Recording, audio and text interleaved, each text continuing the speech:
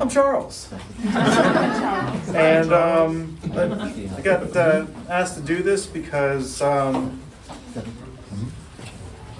been doing therapy and mental health for quite a long time now. And one of the things I found is that whenever I had a client who was a believer, it just made things so much easier. There was just this other layer that we got to add to, and then even with my clients that are not believers, they don't realize how much of the teachings of the Bible I really try to infuse in what we're doing, just because it makes so much more sense. And especially when people are struggling, it's especially for the people that aren't believers, it's because they're just missing so much wisdom. And I think a lot of even what Pastor P was talking about today, that all those different characters of the disciple that can really help, and especially with what's going on in the world today. And so one of the things that I find a lot of people come to me is when they're going through a transitionary period in their life, or when they had a transition, but they haven't quite adapted to that new season or chapter in their life. And I think that's a big thing where a lot of people seek out therapy, is because they're using things that used to serve them in a previous season, a previous chapter, and then they haven't quite adapted to that new stage of life that they're in.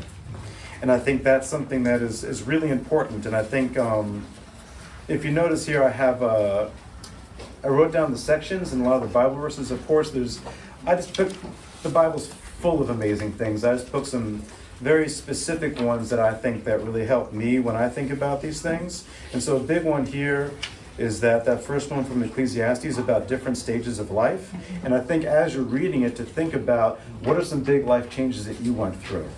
What are some things, whether it was moving out of the house, becoming a parent, getting married, those sorts of big transitional changes in which you had to stop and realize that, oh no, I have to adapt. And then those times when you're moving through life and things get hard and you kind of just go with what you know, but then it doesn't work the way it used to. And I think that's something where thinking about how God created us, and God created us in His image. And one of my favorite things was, I always thought about that, and I can't remember exactly where I heard it from, but I always liked the idea of saying God created everything, but He also created us to be creative.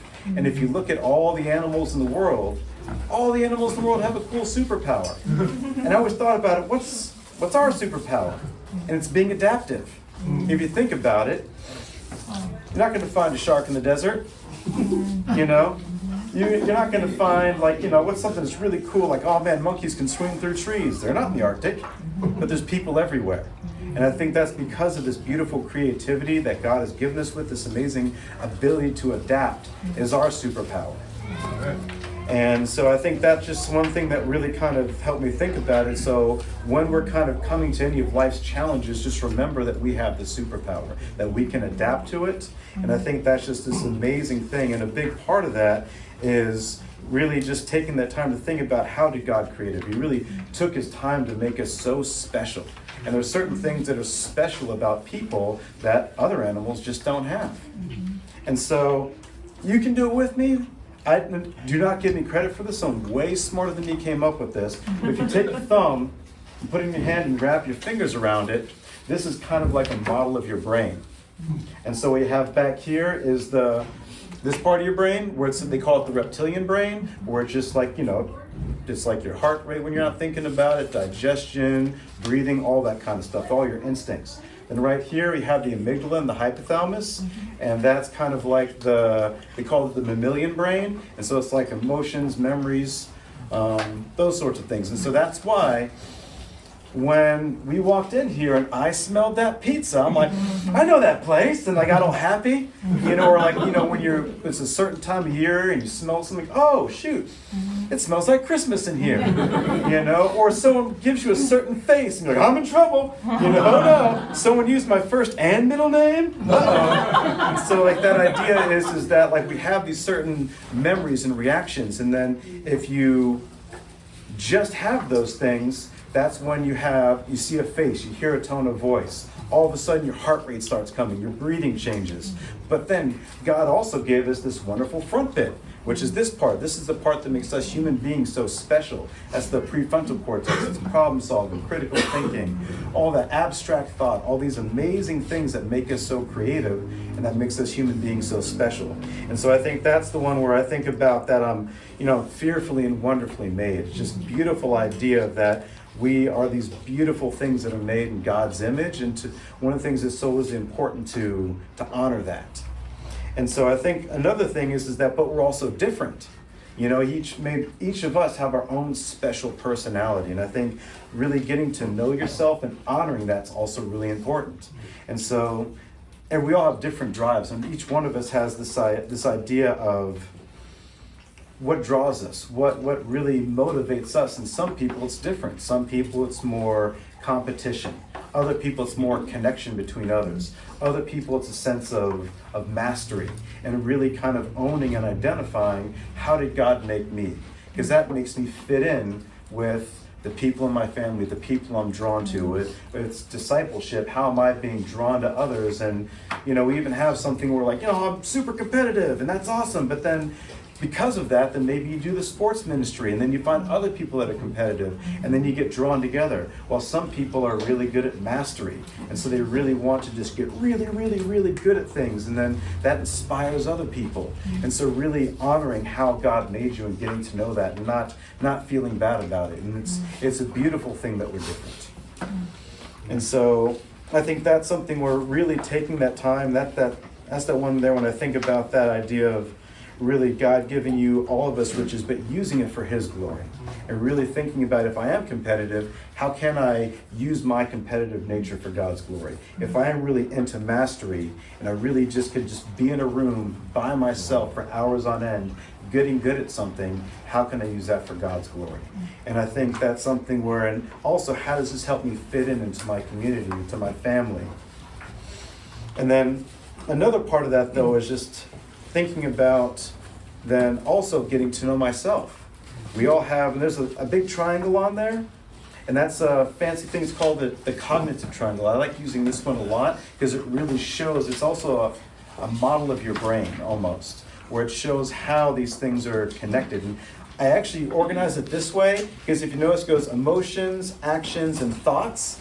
And if you think about it, that spells out eat, because everyone has to eat. And it's an easy way to remember it. And so the thing about that is each one of those corners deeply affects you. But also, those corners affect each other. So your emotions affect your thoughts, which affects your actions. But all you need to do sometimes is change one of those corners if you don't like how you're feeling. Let's say you're feeling sad, angry, scared. So many times there too, you can change your actions or your behaviors. And usually one of them, given a situation, will be a lot easier to change than the other. And so that's that idea of, that old saying of when, God closes the door, He opens the window. Sometimes you might not have the opportunity to do something different in a situation, but you can think something different. Sometimes, the inverse is there. And so really taking that time to recognize and take stock of, man, how am I feeling right now? I don't like that. Okay, what am I doing? What am I thinking? In this situation, which one of these could I change easier than the other? Because knowing that the moment I start thinking about a situation differently, then I might start feeling differently. That might motivate a new behavior in me. Or let's say I'm stuck in a situation that I have to do it. Could I... Sorry, flip that around. Sorry, I had a lot of coffee today. So I was prepared for this, but I had way too much coffee. So the idea is let's say that you're in a situation and you start thinking about it different, that could motivate new actions. Or let's say that you just cannot change your thoughts. You're so frustrated, you can't change your thoughts. What if you start just doing something a little bit differently? Then that might change your feelings, and all of a sudden you might identify a new way of thinking about it just by changing that action. A lot of times, if you're in a relationship, if you're at your work, if you're a parent, a lot of times, you might get stuck in a time where you're just so frustrated. You're thinking, why do they keep doing that? Or why do I keep doing that? And then you start saying, today, I'm just not going to respond. I'm going to do something different today. And then all of a sudden, then that changes that other person's response. And then all of a sudden it gives that other person a chance to do something else different. And all of a sudden you can think, oh shoot, I know they thought about it that way. Oh man, all I had to do was not respond this one time, and then that changed this whole environment. And then now it started this whole beautiful exponential growth for change. And all it took was me to change one little corner of that triangle.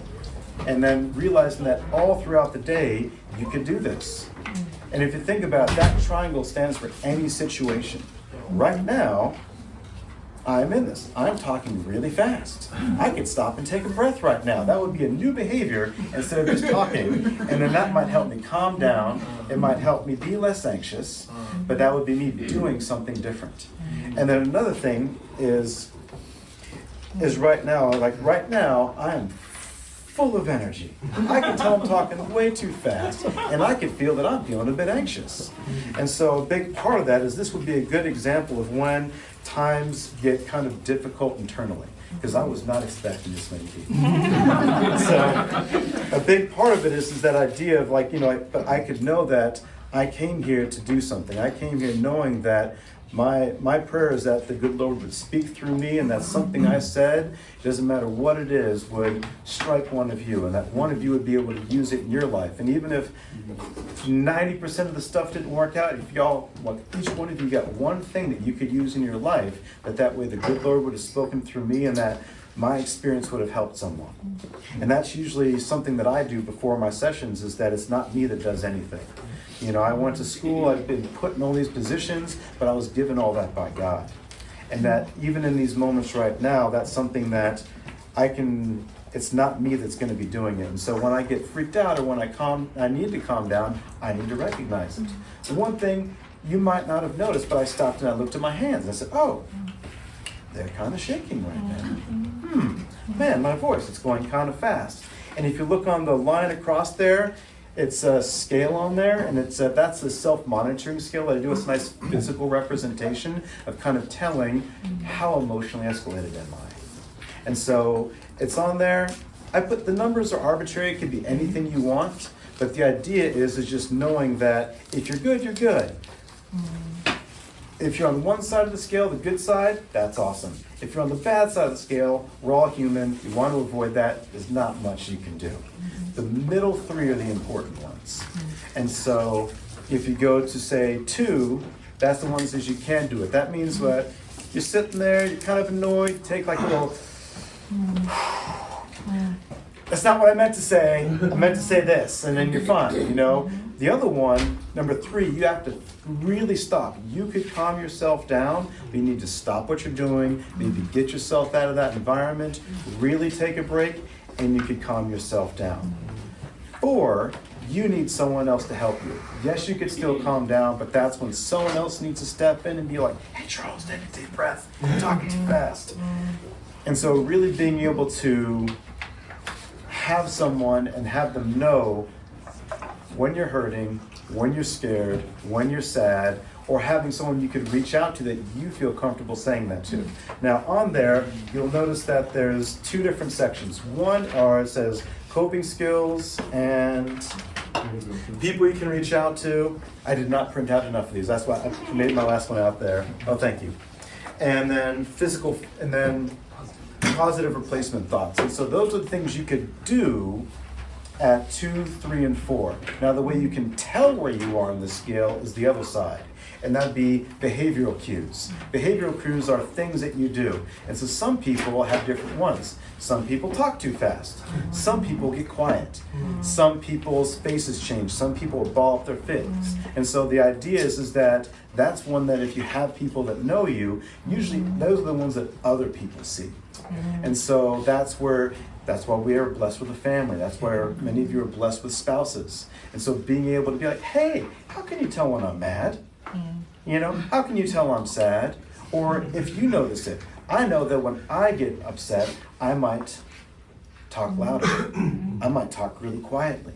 Some people, when they get really mad, appear really calm, and they get really scary. Because all of a sudden, this person's all animated, and all of a sudden they're like, I don't want to talk about this. And then everyone's like, oh no, we've done it.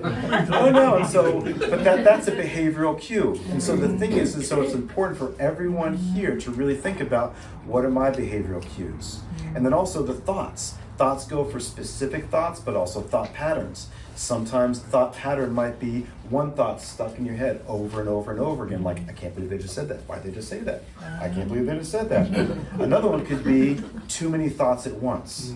All of a sudden it's like you feel overwhelmed. There's so many different things coming at you.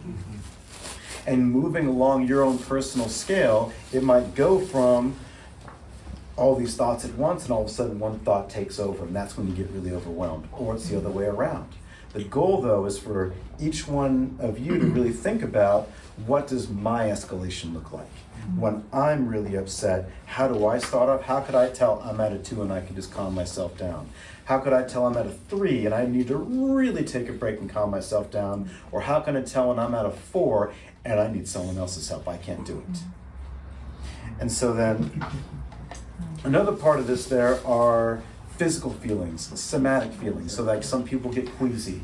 Some people will feel this like urge to move, like an antsiness. You know, some people might get headaches, some people get hot, some people get cold.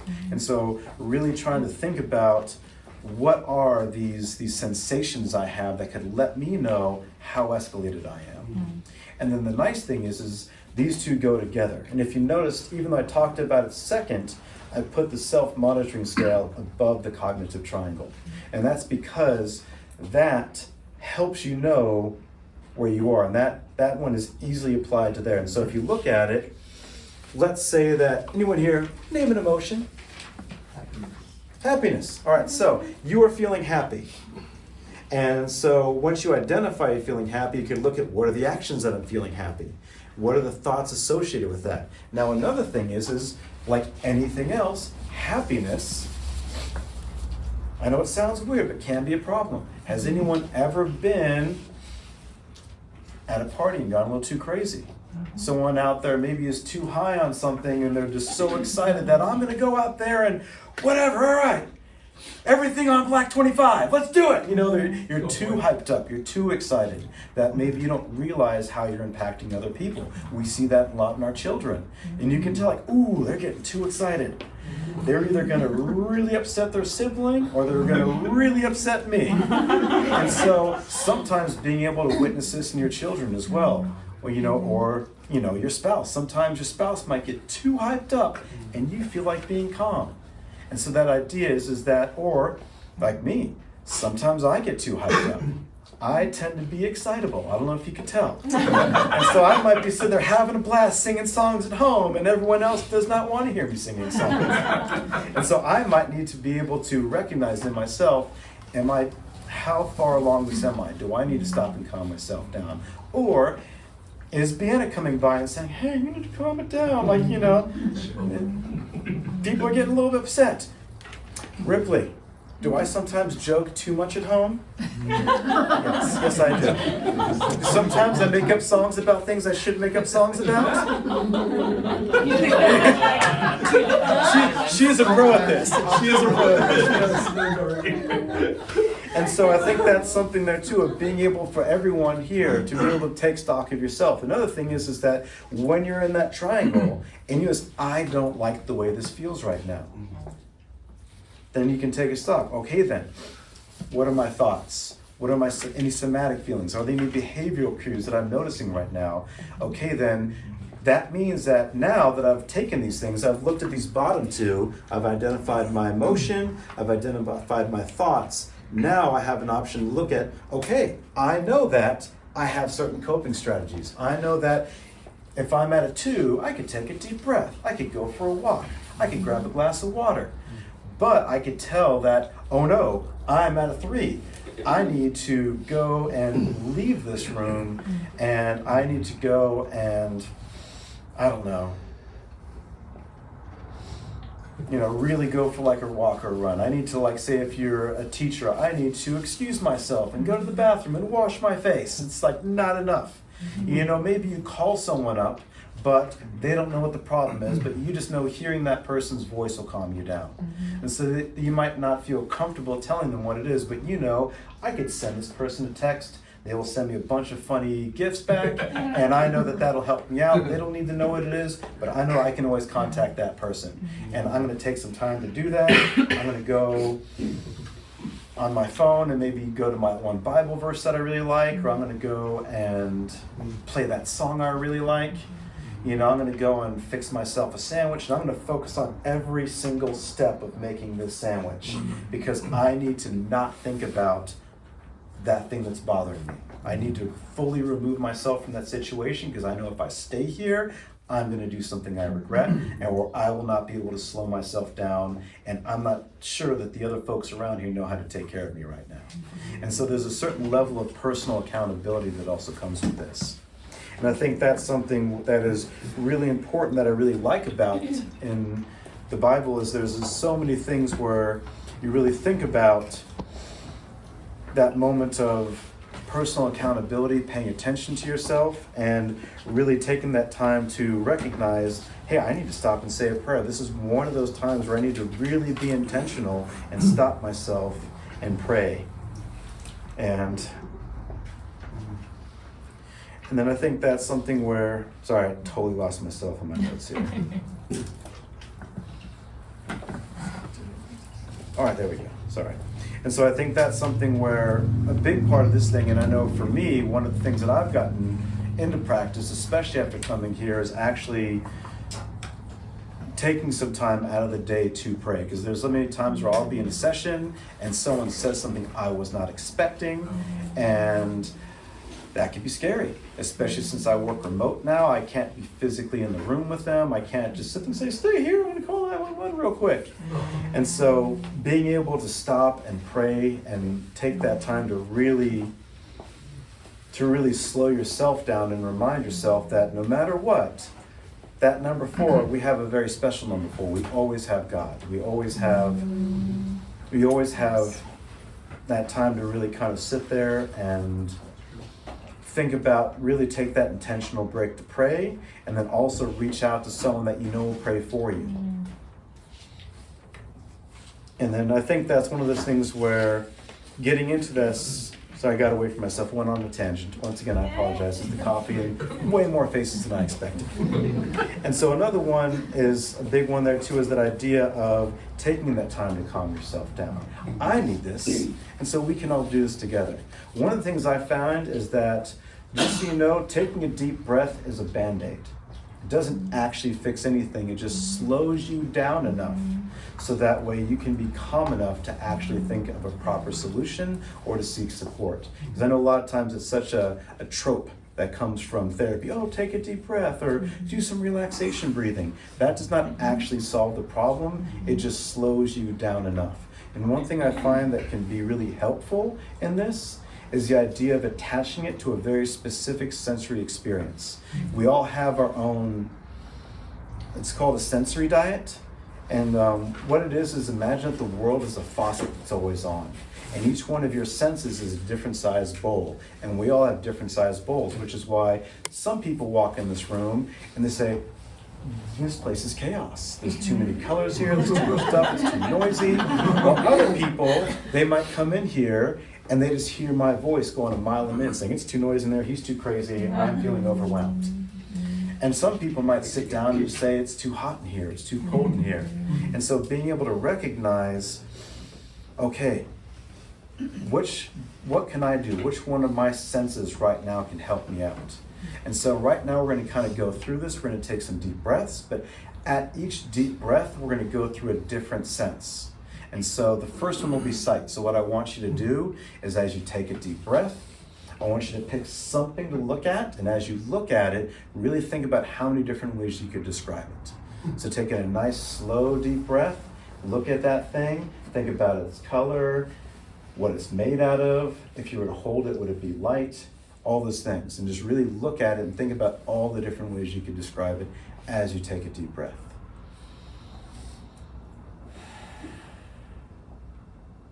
Now the next one, listen for something. It might be the hum of the air conditioning, it could be your own breath, but taking a nice deep breath and really think about What can I hear?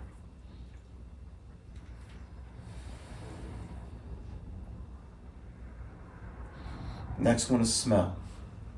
It could be the pizza, it could be anything else, but really take your time, think about it.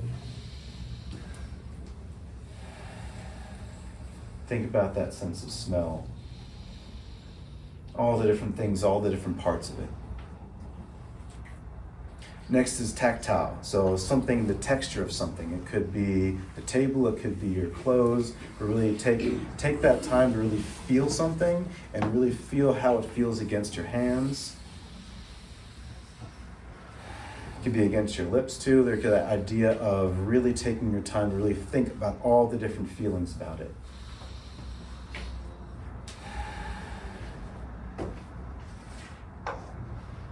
All right, next, these ones aren't as well known, but there's also the proprioception, which is a sense of pressure and space.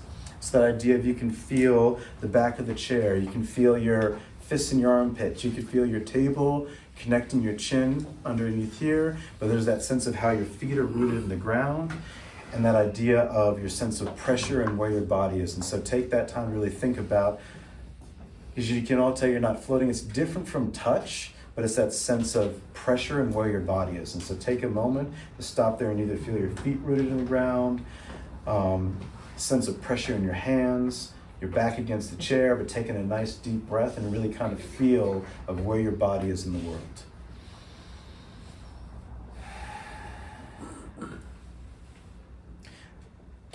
Next one is vestibular, which is your sense of speed and balance. And so you can either, speed, we don't need to run around here, but just the idea of even in your chair, if you just kind of slowly lean forward, or if you close your eyes and kind of lean off to the side a bit, you can feel your sense of kind of balance.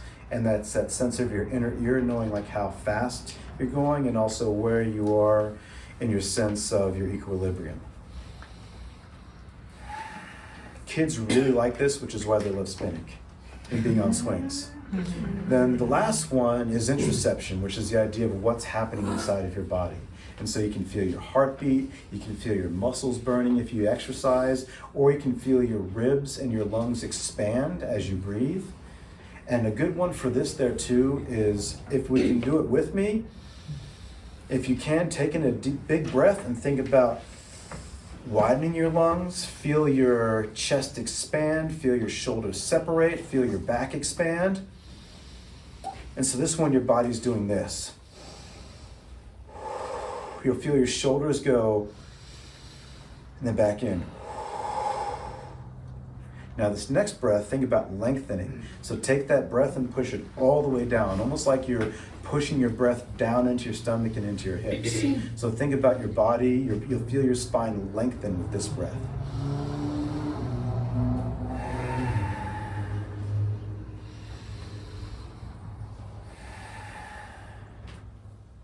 And so, if you've noticed, my voice is slowed down.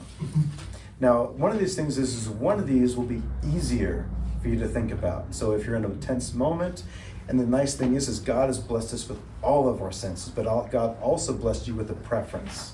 And so that's what it is. And so if you're in a situation that feels overwhelming, you can pick a different sense, because another thing is that it's really hard to focus on more than one sense at one time, which is why before we had navigation, you would turn down the music when you were looking for the address.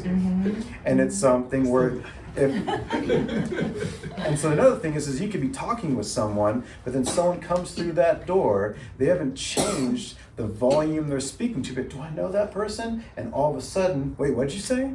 You can't hear them anymore. It's because you're so focused on something else. Or if you walk into a room and the really strong smell hits you, all of a sudden, you maybe don't, it's harder for you to tell where your table of friends is at, because that smell is so strong and pungent, it's overwhelmed your senses. And that's why if you're really hot and uncomfortable, it's hard to pay attention to other things. But we can use that to our advantage.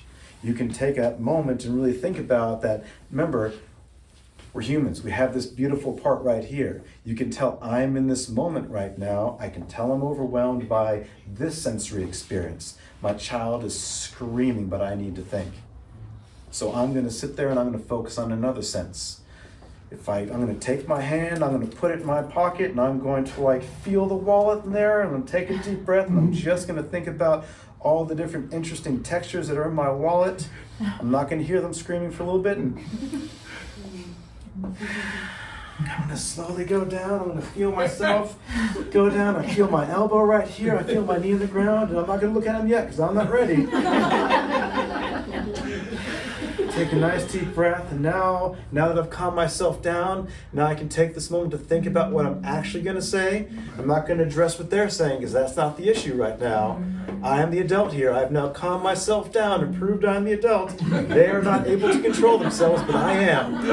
I can tell that I needed to calm down because I was gritting my teeth so hard, and that's one of my behavioral cues. So I'm like, I feel my jaws able to tense up and say,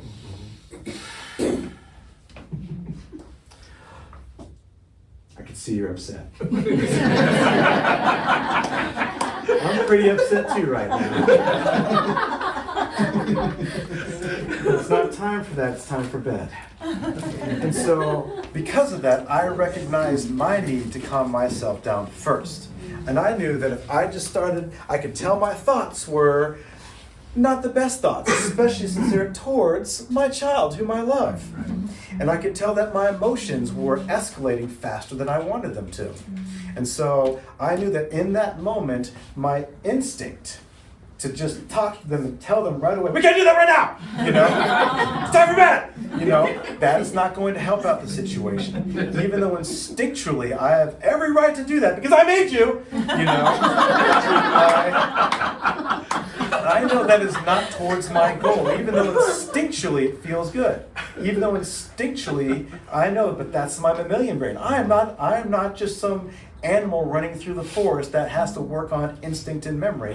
I have this beautiful, beautiful ability for abstract thought, for critical thinking, problem solving. I am creative and adaptive the way that God made me to be. And so that I know that I can adapt to this situation, which I was not expecting. And that I know that if I go with what worked when my child did not know how to speak and I could just pick them up and do things with them, no, I need to sit here and calm down and explain it because now you can understand the things that I say. Now I can explain things to you in a different manner and I need to adapt to the situation. I can't just pick you up and plop you on the toilet and say, all right, we're just doing this. Because that's not my job right now. My job is like, no, I need to be patient to know that while it's frustrating, I need to teach you to do this on your own now. I cannot do this forever for you. And even though it's frustrating for me, it's more important that I calm myself down so that way I'm not scary, because it's really hard to teach someone that's terrified of you. I don't know if you've tried this. They will be compliant, but they will not learn. Learning is something that is much better done when someone is calm and they can hear and they can think and they can remember. And so that's where a nice bit of action is that idea of, man, I need to calm myself down. I can tell I'm upset. I need to do something different. What are my options? And sometimes I might need to think of something first. I might need to change my thoughts and say, you know what? They are only this age. Or, of course they don't know that yet. I haven't taught them that yet. Or, of course they don't know how to do that as well as me because they're a child. They're still learning. Or maybe it's your spouse. Oh, they cannot read my mind. Even though they've known me long enough, I actually didn't say that part yet. I thought that they should know that part, but I never actually said it out loud. And so how could they know that? And that's a tough one. And so I think that's one of those things there too where I've been talking for a long time and I've said a lot. I think I should slow this down real quick. I said a lot of things. Does anyone have any questions or any kind of real world examples of these sorts of things? It can be hypothetical. It doesn't have to be something that's going on. It could be hypothetical. How do you choose that thing to get you out of that cycle? How do you choose that tactile thing to break that cycle to give you that space? Well, a big part of it is using your environment, especially because all of us have those things that we know to tend to make us upset. and you can feel it going into it. Right. I think that's something where, and everyone here knows that there are certain situations that I tend to be more triggered in. Yeah. And so you could know, like, it's homework time, or it's a certain conversation that you and your spouse always have a difficult time with, and you know, we need to talk about this. Or, oh no, they're starting that conversation and I totally wanted to have a good day. And so, and being able to recognize this is one of those moments where I know already that I can tell by their tone of voice, the topic they chose, the face they're making, that I was not expecting them to make that face when I just said that thing I just said. Oh no, what have I done? All right, I need to calm myself down. What is available to me? Right now, it is more important that I am prepared for this situation. And I think that's something where, jumping ahead here, but where is that? That idea of that Isaiah one, steadfast in mind and keep a perfect peace because I trust in you. That idea of, I know that I have been blessed with this situation. I have a spouse, I have a family, I have children, I have coworkers. I know that this is one of those situations where how I show up to it matters. And then that also leads into the other one that I have where things are more difficult externally. That idea of, I need to come at this with love. And I think a lot of what, Pastor Peter, what you're talking today about, that idea of discipleship, of that idea of coming at things with love, and then I've always loved that word integrity. Integrity is doing the right thing, even though you can get away with the other thing.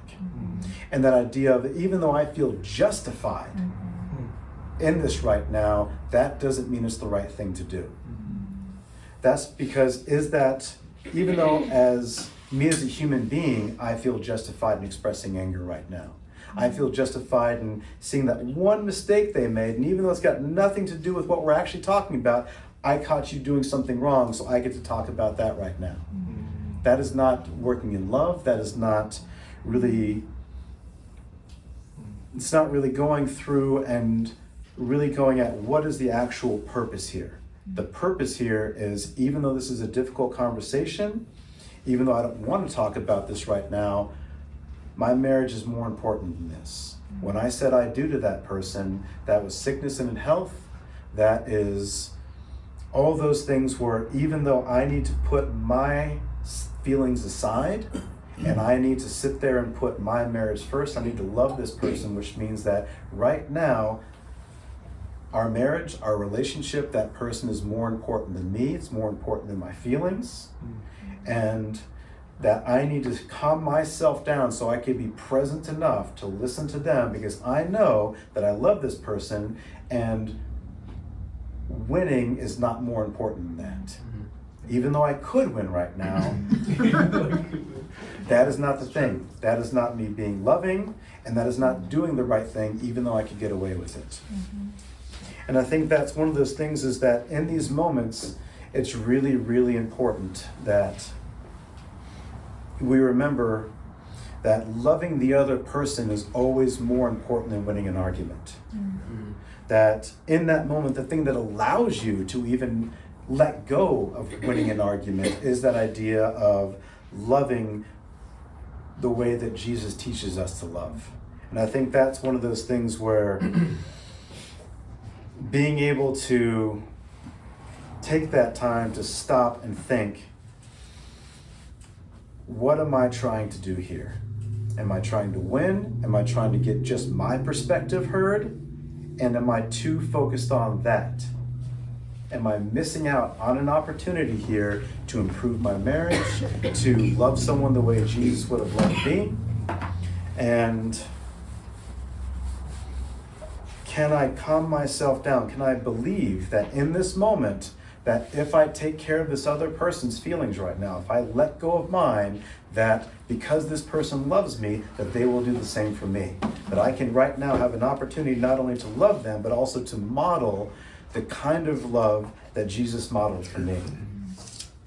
And I think that's one of the things that, especially when I do couples therapy, is one of the biggest things. The only time that couples therapy ever works out is when people stop trying to get their point heard and stop trying to hear the other person's. The time when they stop focusing on getting what they want and start focusing on how can I have my partner's needs be met. Once both people start doing that, that's when people start progressing in couples therapy. And if you think about it, that's directly related to all those main commandments that Jesus gave us, which is that idea of, love your neighbor. Who's your neighbor? And I think that's one of those things where really, really stopping yourself and asking yourself, right now, am I being loving or am I just focusing on getting my side heard? And there's, I'm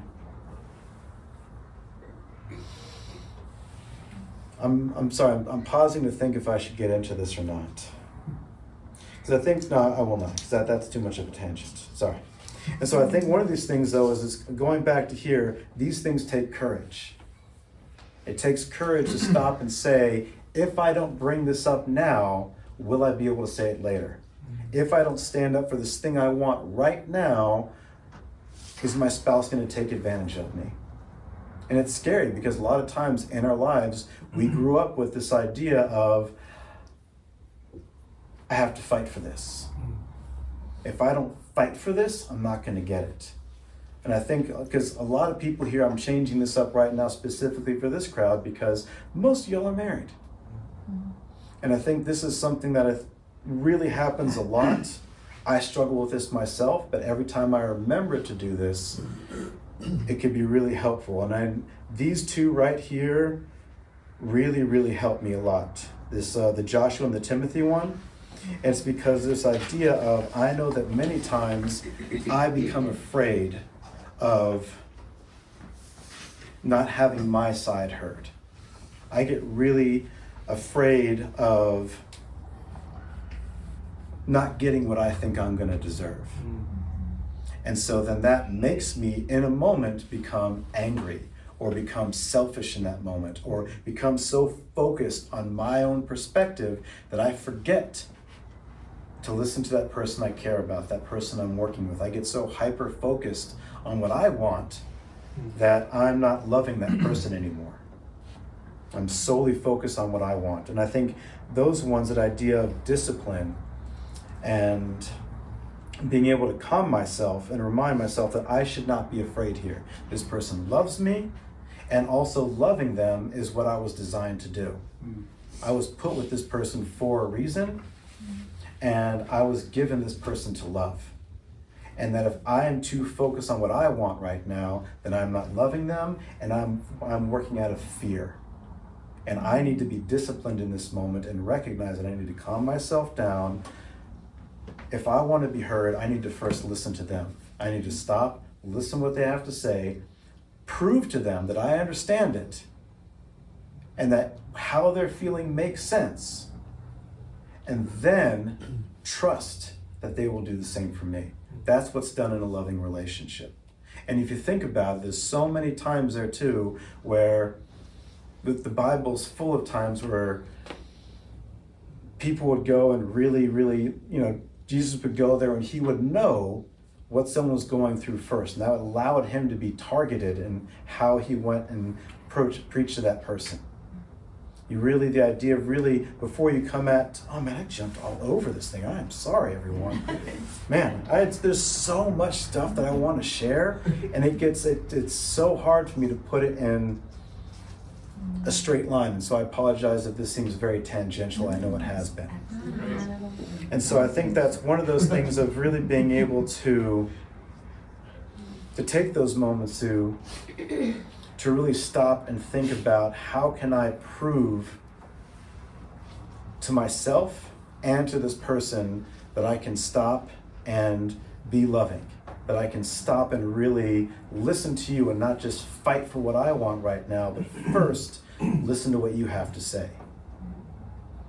First prove that I really understood. One of the easiest ways to do that is a word called validation that a lot of people misuse.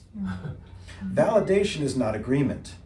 You can completely validate someone and not agree with them at all. Validation is saying that I understand where you are coming from, and it makes sense how you would feel the way you would feel, you would do what you would do, given your view of the situation.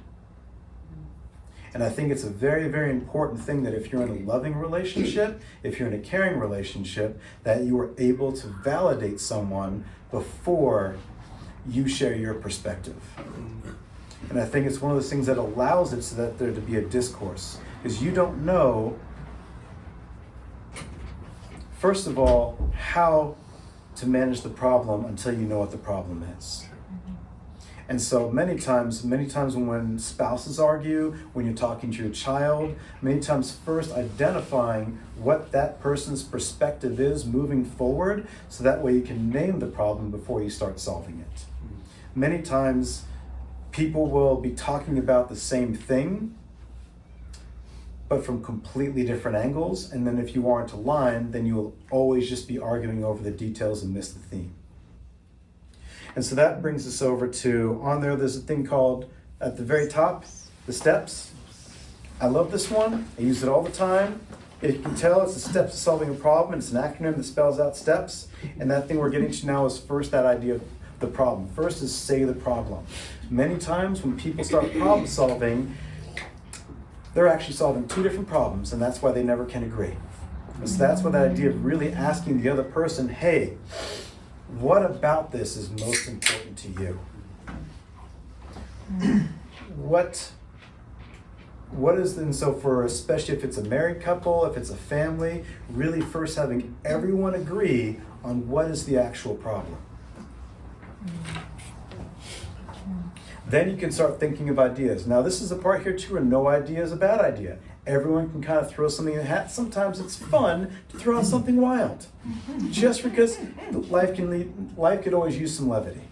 And so the idea is that everyone throws out ideas first. That also allows everyone to realize, once again, are we all on the same page on what the problem is?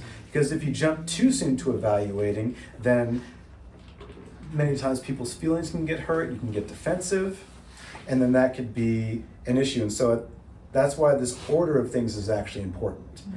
Saying the problem, thinking of ideas, which helps you confirm that everyone has the same problem in mind, then you start evaluating the problems. Then you start evaluating the solutions.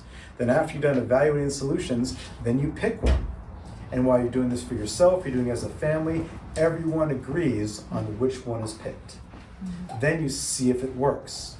Now, if it doesn't work, then that lets you know, did there something we evaluate? Did we miss? Were we actually on the right problem? And then you can start this thing over again. And so I think one of these things is whether it's collaborative problem solving or you're doing it on your own, the order is very important. Really sitting there and thinking about what is the problem. And I think that's one of those things there too, where taking that time to really connect either with yourself, and that's where going back into the self-monitoring scale of really being able to recognize, am I calm enough to properly identify what the problem is? Going over to the cognitive triangle, is this a problem of, should I do something different here or should I think about something different here? And then taking that time with also then when you're connecting with either the family, your spouse, or yourself, is this sort of thing in line with that idea of love, representing myself well? And is this in line with my goals of how God made me? Is this towards that thing of what really motivates me? Is this towards my sense of purpose? Once again, I'm sorry if this was very, very tangential. I got way too excited when I got up here and totally messed up the order of this thing. I tried to use an iPad. Normally I'd have a piece of paper, which is way easier for me. And so I even just stopped looking at it. But I went all over the place. I want to leave this open for anyone to ask questions. I'm way better when folks are talking to me. So, yes. So I think a lot of your examples are with like spouses or children where you have a very close connected relationship. What if it's someone that is not a spouse and you feel like you don't see the problem the same way and you feel very triggered around them. So is that someone that you feel like you use the same technique, or do you just kind of step back and avoid, you just keep the relationship super shallow? Well, so that one right there is where, that one, using these tools, that would be one where you use the self-monitoring skill to identify how triggered are you, because that's something where if you are not in between, say, 1 and 3, then yes, then you are most likely not going to act in that situation in a way that you would want to represent yourself in. Because that's something where a big part of this is, though, even though the world gives us some rough stuff sometimes, for you to be able to still represent yourself well and act in a manner that is conducive to who you want to be, it's kind of hard to do that if you're at 3 and over. And so that's the idea of being able to knowing when to remove yourself. And that's also with that idea of the cognitive triangle of identifying, is this a situation in which I want to think about this differently, about either having patience with this person? Is this something where I do want to stand up for myself, or do I just want to model appropriate behavior for this person? And so a lot of it depends on the situation, and for you to be able to keep yourself calm, and for you to be able to decide in the situation, how do I feel about this? Is this a recurrent situation? Am I going to have to deal with this person over and over again? And if so, will I be able to either model the kind of interaction I want to have with this person, or appropriately set limits with this person in a manner that they would be receptive to? Because that's one of those things where, in that moment, being able to identify what is my goal and what options do I have. So even in that moment, you could also use the same steps method of like, what's the problem here? Do I need to get out of the situation, or do I want to augment this situation by changing how I interact with this person? And if so, what are my options for doing so? Because it's a tough one. A lot of that one, a lot of these things are more process tools. And so it gives you the ability to slow yourself down in a moment to identify what is the best option I have here, and which one gives me the most likelihood of having the kind of interactions I have and representing myself well in this situation, given how difficult it is. I don't know if that answers it or not. Mm-hmm. Very helpful. Oh. All right. Question regarding communicating with your child. Mm-hmm.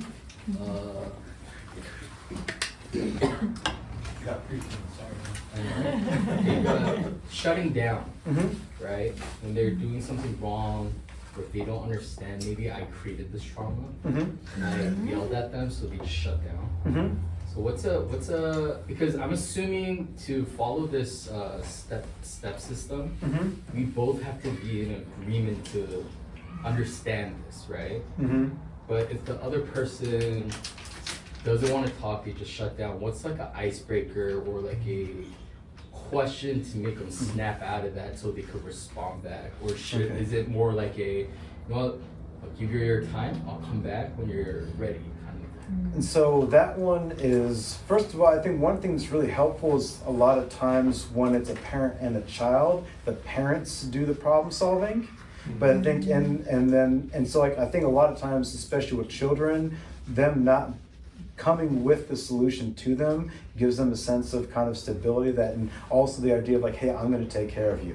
But I think a big part of it, especially with a child, is starting off with validation, of saying like, hey, that was the thing, like, you're really upset, or hey, you didn't really, that was scary when I yelled, huh?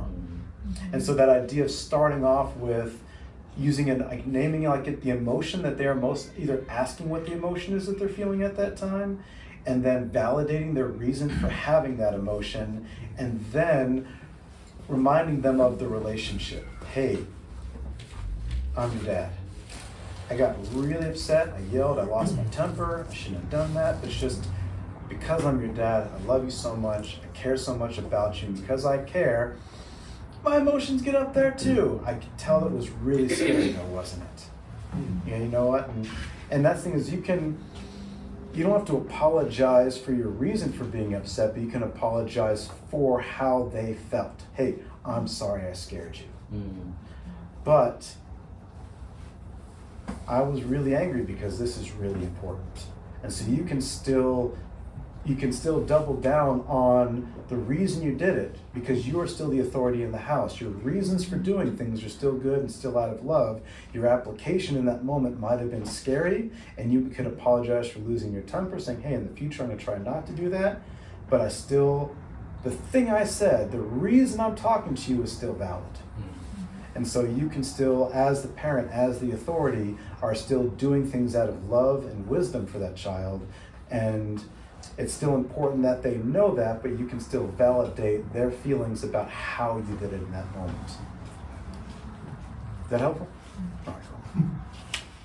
All right, anything else? Earlier, you reached into your pocket and checked out you felt your wallet. Like, that thing is when you're really in the thick of it, you need help to do something in the moment to get you out of your pattern. So, and you kind of like took us through many different things and asked us to choose the thing that kind of is the easiest for us. So how best to choose that thing to take you out of that? So a lot of it is you'll be naturally drawn to it. And so everyone has like just self-soothing things you do. And so everyone like might tap their feet, they might hum, they might look out the window, they might twirl a pen, they might want to like chew gum or things like that. And so the idea is just another nice thing is just throughout your day, just see what you're naturally drawn to. And the difference is in that moment you're doing it with intentionality. So the idea is to be strategic and intentional when you do it.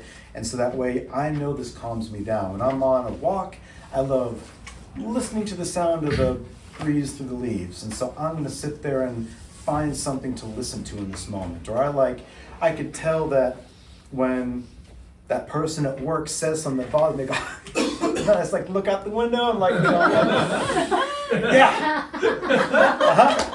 Yeah. So I'm gonna purposely look out the window and I'm gonna look for 5 green things before I respond to you. And then you just feel you're nice and calm because you already know 8 things you're gonna say to them, but it gives you time to calm down. All right, I'm ready to look at you. And then, all right, then you remind yourself, even though that thing you said made me mad, I'm going to remind myself of what my goal is for this interaction. I don't need to respond to you. I don't need to have you control me. I know that in this interaction, that response, that thing you said, whether you did it on purpose, that's not the goal here. I know that I'm going to go back, and that goes to that idea of that we talked about earlier, that discipleship. I'm going to do the right thing. I'm going to treat this moment with integrity. I'm going to calm myself down so I can think about what is the right thing to do here, not what just feel good in the moment. And so I'm going to take that time to just, think about what am I normally drawn to? I'm going to look specifically for that thing with intentionality and use it strategically right now. And then just also what's available to you, but just going throughout the day. That's the beautiful thing, is all these things God blesses us with. God, you'll be going through the day and you'll have that nice moment. Man, I feel nice right now. Why do I feel nice? Oh, I got a good taste in my mouth. Or like, oh man, this shirt's really comfortable. Or like, man, I'm really comfortable. I got like my legs crossed just the way I like them crossed. True. And so like that's something too, like, or I know like sometimes like, no, my hip feels weird. All right, I'm not gonna do this one. I'm gonna do this one. Yeah, there we go. I got the knee squeezing on the ankle. That's what I liked. And so like that idea of like using that and then recognizing it. So like that's when all right, the student that really frustrates me comes up. Time to cross my legs for I see him coming. What is it this time? I have a suggestion for Jeff. Play around the pickleball. It gets me anxious. Yeah. All right. Charles, kind of a separate issue, but why do you think, because I'm pretty sure everyone agrees, anxiety is on an uptick, over the last several years. Yeah. Why do you believe that's the case in general? It's a 2-part question. Yeah. And secondly, I think a lot of Christians struggle with it. They feel guilty Mm-hmm. for feeling anxious about things. Mm-hmm. Like, how would you address the believer and anxiety? You know, kind of like that tension of why should we feel anxious when we believe God's going to, Mm-hmm. that God's in control, and yet we can't help but to feel that. Yeah, and I think that one is really, I think about this one a lot. And I think a big part of it is a lot of times, and this is my own personal thing, but I find that it's been helpful when I work with my clients, is that people always get so worried about their emotions. But I think that people also, our emotions were given to us by God. And I think that people have labeled emotions as good and bad. And I think that many times people always say, oh man, I want to pray, I want to hear God speak to me. And I think that our emotions is God speaking to us. I think that, but all emotions are also a call to action. And I think the issue is that if you honor what the emotion is, then it changes. And so like something like anxiety is saying, hey, that could be a problem. It's a call to actions. Hey, that could be a problem. You should do something about that. And I think a lot of times when people feel anxious about something, it's because, and that anxiety grows, it's because they're either afraid to face it and to look at it or to ask help. Because sometimes you might be anxious about asking help because I can't do it on my own. Well, God made us social creatures. God gave us family. Sometimes even though you're anxious about how someone might respond, you're still supposed, that's God calling you, giving you that feeling, saying, no, you should reach out to that person. No, you should deal with that thing. You know, no, you should actually go and pay your taxes. Get all the forms out. That idea is like, you know, or like something like that of like, no, I should. We're the I should green leaves. speak up. I should speak up even though I'm scared. Even though I'm scared, I should say something right now. You know, that idea is so like that idea of like anxiety nowadays is because there's so many things that people are told that it's okay to be afraid. Well, it's okay to be afraid, but if you don't do anything about it, that feeling's just going to grow. Right. And so like especially nowadays, there's so many things that the world says are wrong that we believe in. Mm-hmm. And so there's so much pressure to stay quiet. There's so much pressure to not say what you believe or to cater what you believe to what the world says is okay. And it's scary. But then there's the idea of that feeling of anxiety. It's like, no, I should still do something. And so I think your emotions are a call to, it's a call to action. It's something, it's a way of God speaking to you saying like, no, that could be a problem. You should do something about it. And the sooner you do something about it, then that feeling goes down. The more you hide from that or avoid that, the more the anxiety grows. And the same with a lot of the other ones. If you're sad, God say, hey, you're doing something that's making you sad. You should do something different. It's a call to action. If you're angry, I have perceived an injustice. Your body's giving you energy to deal with that sense of injustice.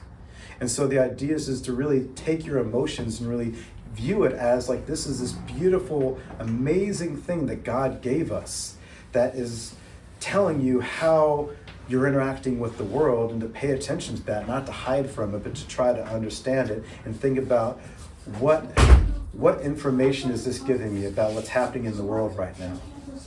Because when you honor that feeling, then if it's happiness, it grows. If it's anger or sadness or anxiety, it decreases.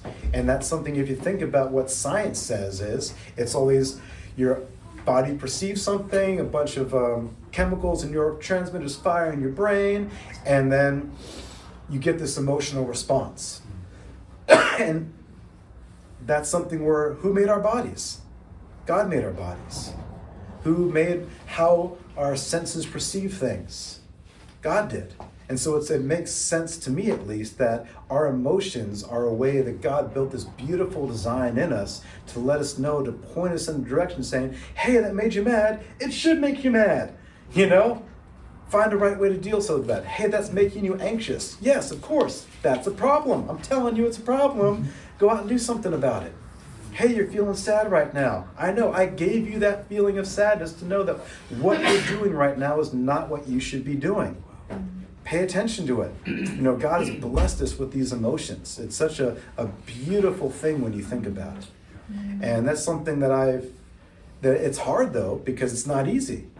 It's not easy to face and find a way to lovingly tell someone you're angry at them. It's scary to go and do something you're afraid of, but that's the thing, it's still a call to action.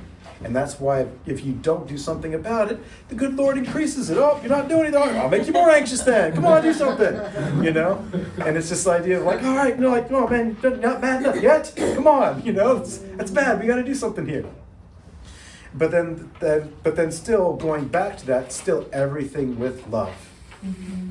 And so I think that's something where if you look at all these things, where mental health, whether it's science, whether it's the Bible, it all makes sense together. And I think it's because God created all of it. And it's so it's meant to be viewed as a whole. And so I think that's if you just look at one thing and try to separate it, it's harder for it to make sense. But you look at everything together, it makes sense because God created everything. And I think that's the thing that really helps out, is really taking it as like just remembering that God created this. God gave me this feeling of anxiety. That means there's something out there that I need to look at and do something about. That's God telling me, if you don't do something about this, it's gonna be bad. Here's a feeling to let you know. Says. Sorry, I got hopped on my soapbox there for a bit. No, that was great. Thank you.